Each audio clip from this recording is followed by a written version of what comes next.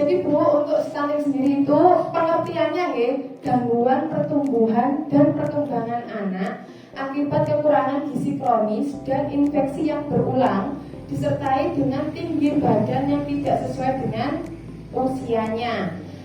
Untuk penyebab stunting, nah ini ada dua, ada penyebab langsung dan ada penyebab tidak langsung. Penyebab langsungnya itu asupan gizi yang tidak adekuat, tidak seimbang saat 1000 ya, sama infeksi berulang atau sakit yang terus menerus, itu penyebab langsung.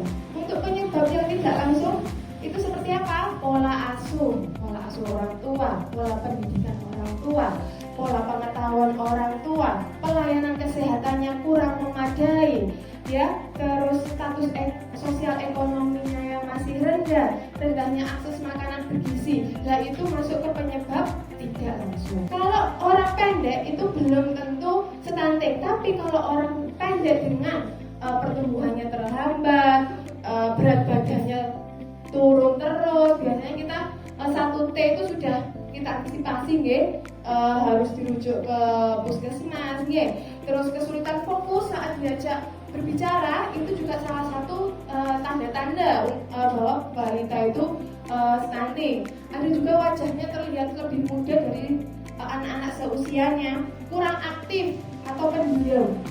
Nah itu terus pertumbuhan gigi terhambat dan daya tahan tubuh yang kurang. Makanya balita yang sering sakit itu kan pasti berat badan turun, tinggi badannya itu turun, soalnya makanya ya rada itu dampaknya itu gagal tumbuh. Gimana ketika bayi lahir itu rendah, biasanya kan minimal bayi lahir beratnya 2,5 kilo, untuk panjangnya minimal berapa? Minimal 49. Ketika bayi itu lahir di angka panjang badannya 48 pun itu sudah pendek kalau sekarang. Terus daya tahan rendah, mudah sakit, menurunkan produktivitas di masa depan. Terus ada gangguan perkembangan kognitif di mana mempengaruhi kualitas berpikirnya yang dikhawatirkan tidak mampu bersaing dengan kawan seusianya. Yang terakhir gangguan metabolisme tubuh, beresiko obesitas dan terkena penyakit tidak menular. Dan itu yang paling bahaya. Kita lanjutkan Ibu, pentingnya gizi seimbang untuk mencegah stunting. Jadi di situ ada paradigma gizi Bu, dulu namanya 4 sehat 5 sempurna, Nah untuk sekarang sudah tidak itu lagi Bu, bukan 4 sehat 5 sempurna, tapi di pedoman gizi seimbang. Jadi kalau 4 sehat 5 sempurna itu kan yang kelimanya ada susu Bu, dia habis makan minumnya susu. Nah sedangkan susu itu adalah sumber protein, jadi sudah masuk ke kelompok protein. Makanya sekarang diganti dengan pedoman gizi seimbang, di mana setelah makan kita minum air putih. Jadi susu itu masuknya ke protein hewani, masuknya. Jadi selain di pedoman gizi ini Bu, gambarnya tumpeng pedoman gizi, di situ selain ada kelompok makanan karbohidrat, protein, lemak, sayur, buah, ada juga kita harus mengkonsumsi air putih sebanyak 8 gelas per hari atau biasanya 2 liter per hari. Itu juga di bagian tumpeng paling atas kerucute itu kita juga diingatkan bahwa kita harus membatasi garam, gula, dan lemak. Biasanya kita menyebutnya GGL, garam, gula, lemak. Ya, itu memang harus dibatasi. Selain itu juga kita harus melaksanakan aktivitas fisik setidaknya 30 menit per hari. Setidaknya kalau misalnya per hari tidak bisa, setidaknya 1 minggu itu 3 kali.